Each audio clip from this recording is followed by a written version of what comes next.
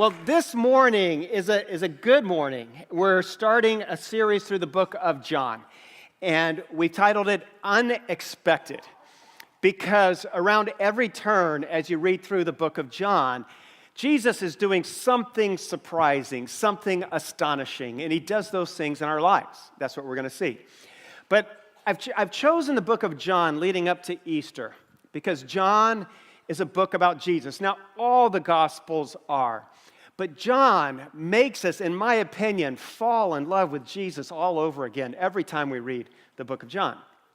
John is known as the disciple who Jesus loved. That's how he billed himself, the disciple who Jesus loved. And he keeps writing over and over. It's his thesis, really his theme in the book is about God's love for you and how you and me are called to live that love out in our own lives, that God loves us. His love is huge. And so we're going to go through looking at that and take one chapter at a time as we go through.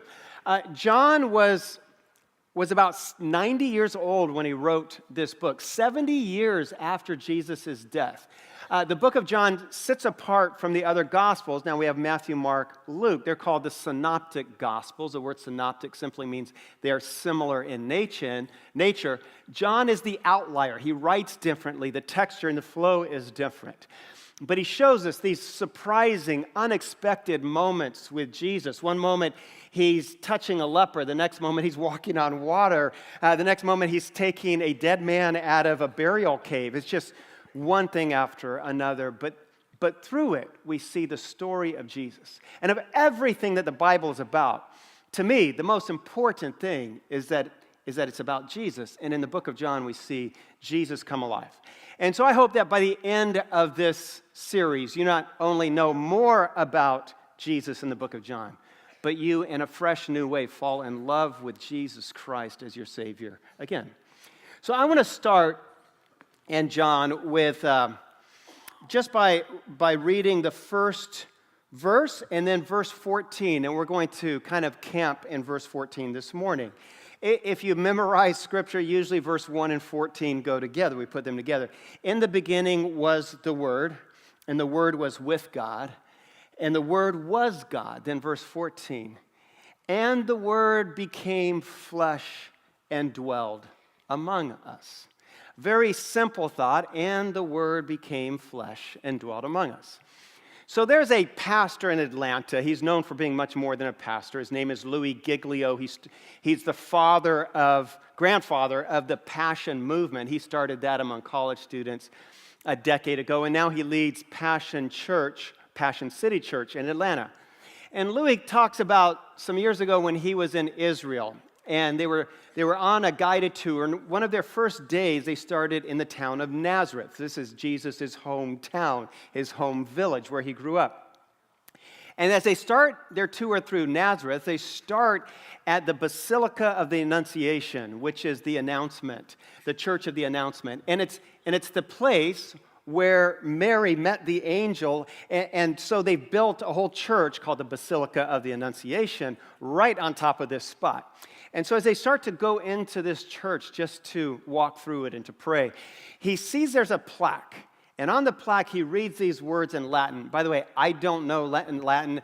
Verbo confactum esse abit in nobis. Now, what is that? It doesn't mean anything to me. But it's Latin. And so Giglio says he wasn't sure either. So he turned to his guide and he said, "What does that mean?" And the guy said, well, that's John chapter 1, verse 14. And the Word became flesh and dwelled among us. And so Louis says, of course that makes sense. This is Jesus' neighborhood. This is where he slept. Of course he dwelled here. Of course that verse should be in this chapel. And so Louis was so impressed by the verse, and it weighted on him so much that he decided over the next 9 days in Israel that he would only read and study this one verse, verse 14. And so he decided to take one word a day for each of the 9 days. He calls it the 1 word a day Bible study method. You can try it. You may go insane, but you just take one word for the entire day. And so for 9 days, he studied one verse. And so I wanted to start our study of the book of John by looking at this one verse. And I want to take it apart, one word at a time, and study it. You see, and I think this is good for us to slow down like this, because the Bible was not meant to be read through quickly. We don't speed read the Bible. I know that in some bookstores they used to sell a Bible called the 1 minute a day Bible. You're busy and important, so just give God 1 minute. It's not meant to be read like that. It's meant to be read slowly and for our souls to absorb the words of God as we go through it. So I want to take our time this morning and slowly go through and observe each word here. When I was working on my PhD, I learned a tool that they use in qualitative research. It's called participant observation. And you, the researcher, goes into, for example, a classroom, and you're to sit there and just observe. And you see, observation forces you to look at one thing for an extraordinary long time, longer than you want to, longer than is comfortable. There's a professor out of Harvard. He's not alive anymore, but his name was Dr. Louis Agassiz. And Dr. Agassiz made famous this use of observation in research. He had a student. There's a famous story of him. He had this moment with a student where a student was doing some research on fish. And so Dr. Agassiz had a fish in a jar, preserved pickled fish for study in a jar. So he said, I want you to observe the fish, write down everything that you see. I'm going to lunch, and when I come back, you tell me what you found. And so he left this student in the classroom with a dead fish, and the kid, in 5 minutes, it's gray, it has 2 fins, he's done. He said he waited. The guy didn't come back from lunch for 2.5 hours, so he kept trying to write more and more. So finally, when the professor got back, he was so proud. He said, Dr. Agassiz, I have all these observations. And he read them to him, and Dr. Agassiz said, you've missed it. He said, keep observing. And so he made him observe the rest of the day, and the next day, Tuesday and Wednesday. For 5 days, the whole week, he made him study one dead fish. It wasn't even swimming around. But what observing something for a long time, dwelling on something for a long time, it causes us to absorb everything in it. It's the process of discovery. And as we go through verse 14 in John chapter 1, we'll be using what many call as the inductive Bible study method. This works, it's just a simple 3-question process. You ask the question first, what does the passage say? What does the passage mean is the second question. And then how do those 2 things apply to my life? How does what it says and what it means apply to me? And so that's what we'll be doing as we go through verse 14. So let's read it again. And the Word became flesh and dwelled among us. So we're going to start with the word and. All right, and you look and you go, how could you spend a whole day studying the word and? That would get old, very quickly before your coffee is cold. How do we even study it for 5 minutes? The word and is just simply a conjunction, but maybe what you don't know is that the word and is an anticipating word, isn't it? For example, if you're telling a story, a good storyteller will always use the word and. For example, if you say, I was in the woods at night, my batteries on my flashlight died, so it's as dark as Egypt, and I'm trying to get through the woods when all of a sudden I hear the branches behind me crack. And well, you can't stop there. You have to tell the rest of the story. The audience is waiting. What if you say, I was in Thailand, and we're on the beach when all of a sudden the water got sucked out and all the beach and the rocks were exposed because there's no water there, and the water was building out at sea, and, well, you can't stop. Everyone's waiting. Did the tsunami come? Did you live? Did anybody die? And is a anticipating word. And is a prompting word. In impromptu speech, one of the first rules of impromptu speech is they'll teach impromptu debate, or they're not debaters, but speakers. This is that if you get stuck, and you're not sure what to say next, just say and and then something will come. Just use the word and. A company was using this ad most of last year. I can't remember who it was, but it was a TV commercial of a young guy. He's in a business suit. It looks like he's just interviewed for his first job out of college. And there's an older guy behind the desk, and he's waiting to hear if he's gotten the job. And the man behind the desk goes, "Okay, well, I'm excited to say to you, you have the job." And the young guy, just out of college, looks at him, and all he says, just one word, he says, "And?" That's all he said. And so the guy goes, "And a company car." And he goes, and he says again, "And?" "Oh, and a signing bonus." And he says, "And?" "Oh, okay, 5 weeks vacation." And all he says is "and." And is a prompting word. And tells us something else is coming. And so as we look at John chapter 1, verse 14, and John begins this sentence with "and," maybe what he's saying is that everything that's been happening in the Old Testament is pointing to what's about to happen next. That all the history,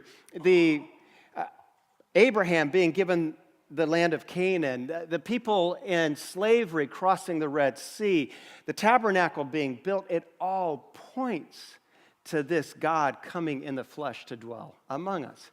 And, I said, is a pointing word. It kind of works in art. I don't know if you realize that in art, a lot of artists will use a reference point, or some call it a vanishing point, in their artwork. Famous painters like Vincent van Gogh. Wait, am I getting? Yes, Vincent van Gogh used it. I have a picture of his bedroom in Arles. And you look and you go, oh, it's just a disproportionate bed and chair. Why is it so odd? But then they've realized he has a vanishing point, a reference point, far beyond the piece of art. Let's show the next slide. So here, do you see how everything points? It's pointing out the window. Something beyond the room is happening. And a lot of people say, well, Van Gogh was a tortured soul, and this painting is saying that he felt like a caged bird in this room, and he wanted out in his soul. Well, it needed to come alive. That's what they say because it points beyond the room. I have another picture here. This one is by Leonardo, not DiCaprio, Leonardo da Vinci, and it's the famous Last Supper. And you look at it and you go, okay, yeah, it's a lot of people having food, but what you don't know is there's a reference point. So let me show you this with a reference point. Do you see how all the lines in the ceiling, all the lines from the windows, everything points to Christ? And the word "and" is my point here, is that it's a pointing word like that. Something else is about to happen. Something else is going on. So what's our next word in this passage? And the. The next word is just simply the. Now, if you thought "and," a conjunction, was a hard word to study, how about the? What do you do with that for an entire day? But the is a very important word. Maybe you didn't know that. For example, I know I was scarred personally by the word "the" when I was in first grade, 6 years old. I had just learned to read. And my mom says, hey, go read to our neighbor. He's really smart. He's going to be so impressed that you and your twin brother can read. And so we took our books to Mr. Augustus's house, and we said, we're here to read. He goes, okay. And I start to read, the boy kicked the ball, and then he stops me, and he goes, it's not the, it's the. And I was like, what? How is a first grader, do you know when to use the and the? I was just happy I could read the word, I didn't want to say.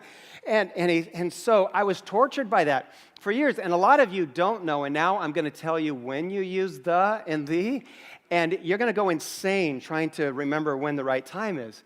But I've read up on this, and some of you English majors will know this.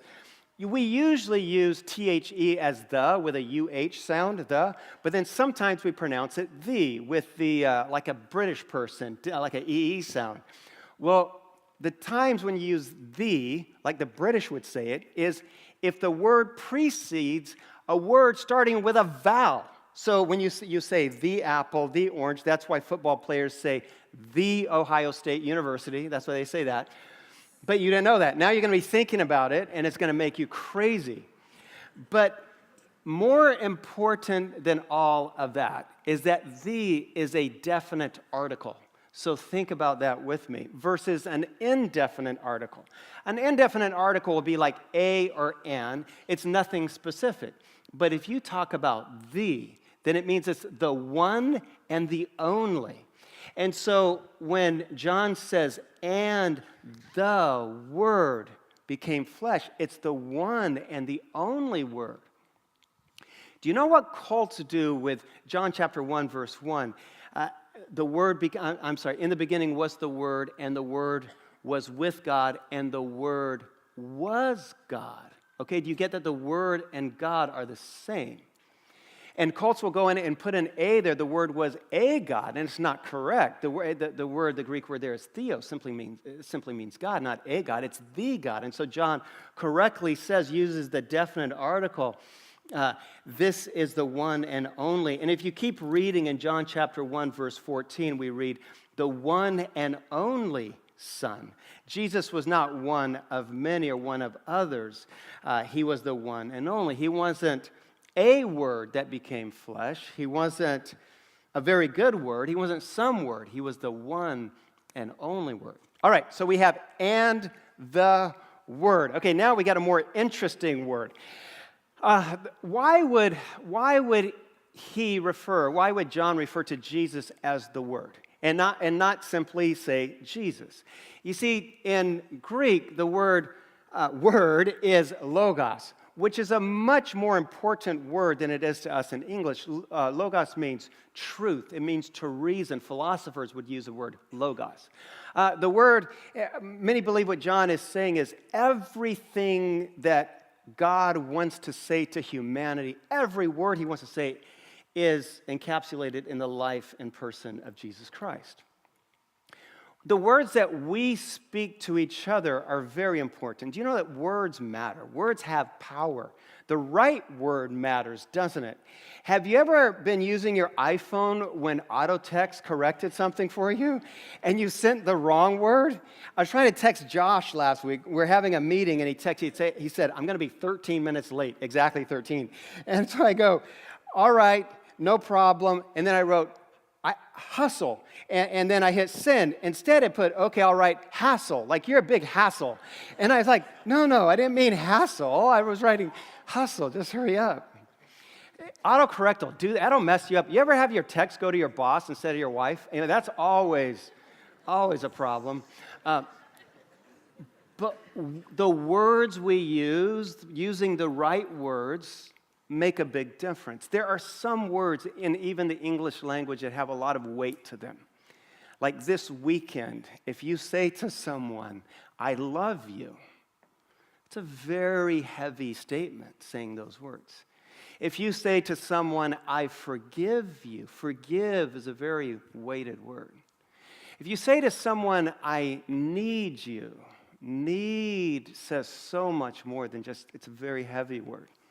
If you have sons or daughters and you say to your son or your daughter, I'm proud of you, they'll remember that for years. If a wife says to her husband, I'm proud of you, he'll keep doing that same thing, whatever it was, over and over because he's so impacted by that one word. If you have daughters and you say to your daughter, you look beautiful, she'll remember that for 50 years. If you are married and you have a wife or someone that you love and you say to her, you look beautiful today, you just made her week. And sometimes we don't say those words enough. That's why I say words have great meaning. Words have power. And so when John says the Word, all that God has to say to us comes in the life and person of Jesus Christ. Isaiah once said it like this, Isaiah 40, verse 8, the grass withers and the flowers fade, but the word of God stands forever. All right, so we have and the word, and we come to became. Now you look at became, and that doesn't give us a whole lot more to work with than and the, does it? But maybe we're mistaken, because this is a compound word. We really have two words happening in one. We have be and came. And I wrote down a few things about this. First of all, so if we think of them separately as two different words, be, if we just take out the be is the root of I am, or of am. So this, the English majors will appreciate this, and English teachers. Am is the present tense first singular of be, and I am is the present tense active form of to be. So maybe that doesn't matter at all, except God referred to himself in Exodus, all the way back in Exodus chapter 3, as I am. Moses is talking to God through a burning bush, and God says, I want you to go to my people Israel. And he says, well, who should I say sent me? And he says, tell them I am sent you. Tell them that. And so when John says became, if we separate that out, be, I said, is a root of am. He's saying, I am came. Really, that whole verse, the whole message, the whole context of what he's saying, that God came down to be among us, is wrapped up in this one compound word, became. If I have another piece of art here. This one is from the Vatican, and it's my last piece. This one is by Michelangelo, and it's a fresco on the Sistine Chapel ceiling. And maybe you've seen it before. I've talked about this painting, but I love how it gives us a picture of I am, the great I am, coming down to earth. And we see him rushing down with the angels behind him, and he's reaching out to Adam. Now, the distance is not completely closed. He's rushing to close the gap and to close the distance. But Adam is just kind of lazily sitting there. And we're saying, Adam, you want to yell, Adam, just reach up and grab him, Adam. Don't look so anemic right now. But that's what it looks like. But I think it's a great picture of God's everlasting desire to be close to you, to be close to humanity. Adam's picture is just a picture of all of us. Became is closing, he came to close the distance. Okay, so, and the word became, our next word is flesh.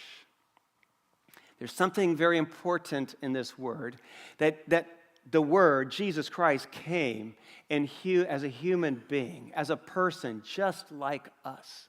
And I think one of the great reasons that God sent him in the flesh is that he could be among us, just like us in many ways, though he was still divine. But this is an important word because when you, for example, if you've been apart from someone you love or care about for a long time, what's the first thing that you do?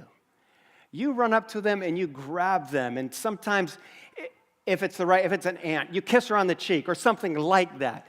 And then we say that people press the flesh. There's something about touching and embracing someone that shows that we care about them.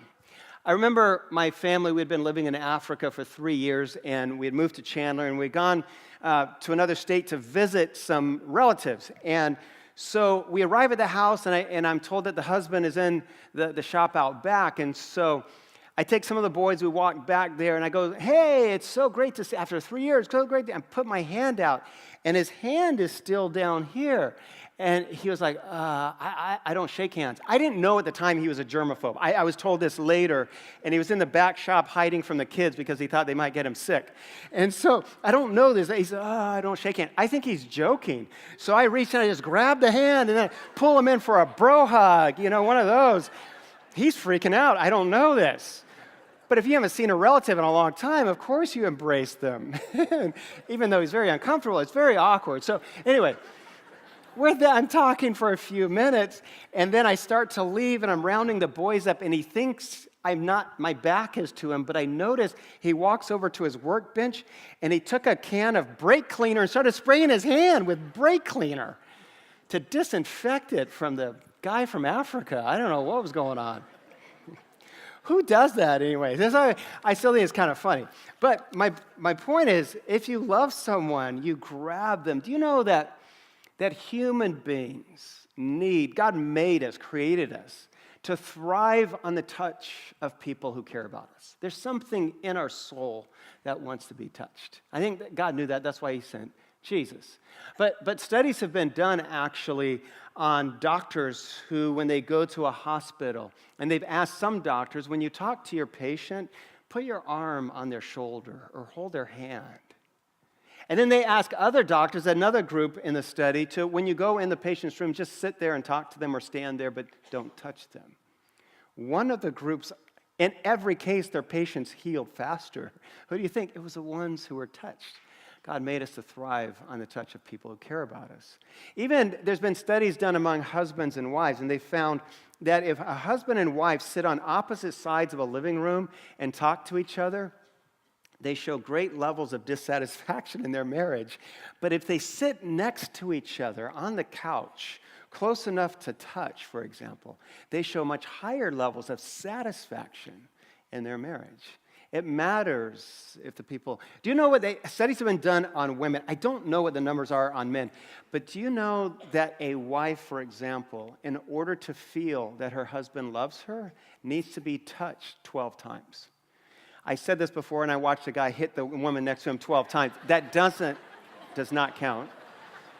These are 12 meaningful embraces over the course of a day. You guys are confused sometimes. I was in church, actually, and that's not how it... But when Jesus came, do you know that Jesus was very good, unhesitant to touch people around him that needed it? People would reach out and grab him, and that was okay. He touched the untouchable. The lepers, nobody touched a leper, but Jesus did. The other rabbis wanted, the priests wanted. He touched people who were dead. The boy in Nain, he touches them. Nobody touched a dead body then, and he comes back to life.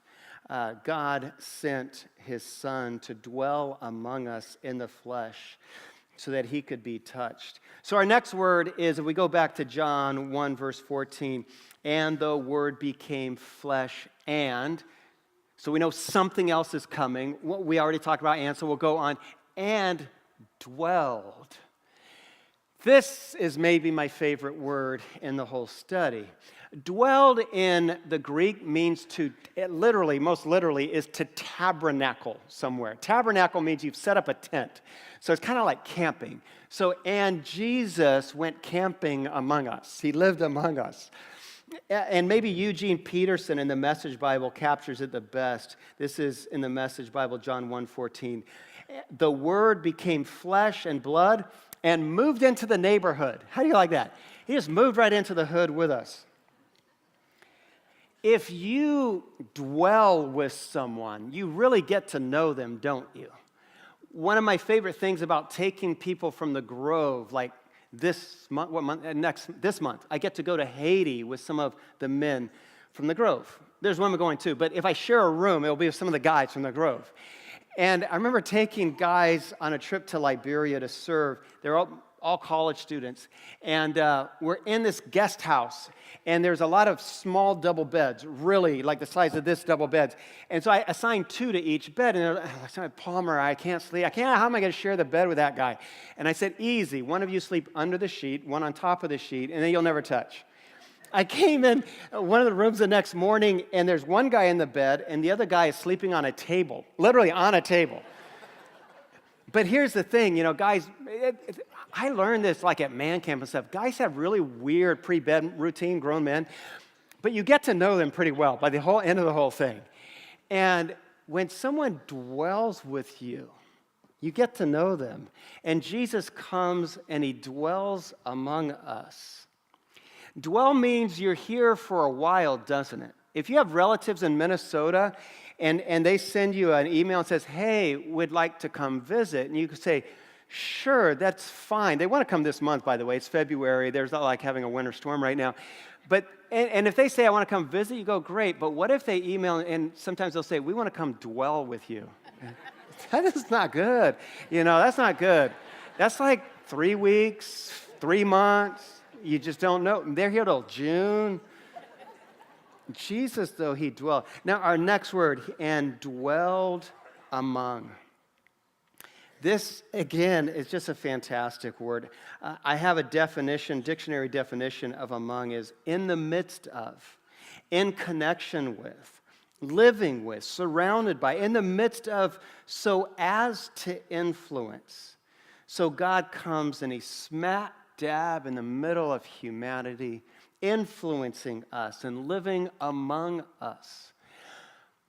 I think sometimes we forget about the amongness of God, that he really is. Sometimes, and maybe I'm guilty of this, sometimes I'll hear people say, this and this was happening, and then God showed up. As though he had gone for a while. He was taking a nap, on vacation in another state, and then God showed up. But if you understand the amongness of God, God is always there with you. He's never somewhere else. He's never not present with us. This among is a very powerful word. In Genesis 28, God says to Jacob, when he says, I want you to start a nation called Israel, and Jacob is very hesitant, and he's afraid, and he says this, 28:15, I am with you and will watch over you wherever you go. I will never leave you. I love that part of it. Among is one of my favorite words in the Bible. You know, as a pastor, maybe we as pastors have no more important job than to help wake you up and make you aware to the amongness of God, that God is with you every pedestrian, ordinary day that you live. When the Hebrew people talked about the presence of God, it wasn't something ordinary. They used a very weighted word, in fact, one of the most weighted Hebrew words, and it's the word, you've heard us talk about it before maybe, the word kavod. Kavod means heavy. In fact, it can be used as a business term when you're weighing things, but it means something is thick and heavy. Here's how it's used in Isaiah chapter 6, verse 3. Holy, holy, holy is the Lord Almighty. The whole earth is filled with his glory. Now, glory is just the English word, but that doesn't do it justice. In Hebrew, the whole earth is filled with his kavod. The whole earth is thick with the presence of God. If you're a child of God, you need to know and be reminded today that he's close, closer than you ever thought or imagined. I think sometimes God is present and we know it, and we know that he's close, and there's something that tells us that. Maybe you're having dinner with friends and your favorite song starts to play, and you realize that just below the surface, just beyond what your eyes can physically see, something is happening. God is present. Maybe you're in the backyard with your kids, and it's just an ordinary Sunday afternoon, but in that moment you realize something divine is happening. Something is going on. Maybe you go up on a mountain tonight, or maybe it's happened before, a hill, and you watch the sunset with somebody you love. Something in you is saying something supernatural, something divine is in this moment. You can't see it or touch it with your eyes, but you know that God is among you. I've had those moments when you know that something more than dinner was happening, something more than a conversation is happening, something more than a coffee is happening. One of those moments was on Christmas Eve. We were here here on Christmas Eve at the Grove, and I had a friend call me a week before, and I need to back up because he was calling about a young lady named Rhoda. Rhoda's been on our staff at the Grove for 9 years, and he called and he said, Palmer, I'm wondering if on Christmas Eve Rhoda loves her church, could I come on stage at the end of one of the services and ask her to marry me? And I said, wow, that's going to be really different. No, I didn't say awkward, but that's going to be really different. But it could be awesome. So I said, sure, how about after the 7 o'clock? So after the 7 o'clock, Rhoda was supposed to come on stage and close in prayer, and she came up and we killed her mic, so she's trying to get her mic to work. And then Randy came up and he knelt down and he asked her to marry him, and she said yes. And in that moment, and everyone's holding their candles still from singing Silent Night, something, all of a sudden, it was more than a worship service. Now, God is here every week, but in that moment, something divine was happening. I know that because Rhoda came in my office this week, and she said, I'm working on the calendar for the fall. I want to make sure you don't have anything going on November 11th. I said, what's on November 11th? She says, well, I'm putting my wedding on the calendar. And you see, for 9 years, she's been putting other people's weddings on the church calendar. Now she's writing in her own. In that moment, something divine was happening. This morning, as we're singing Good, Good Father, I looked around and there were 4 babies asleep around the room. And I thought, something is happening this morning. God is here. Some churches I hear in the East Valley tell people not to bring their babies into church. I don't know what kind of churches those are, but if you have little babies and they need to come to church, you bring them in here. That's fine. I had another moment. It was just an ordinary hot September day this last fall.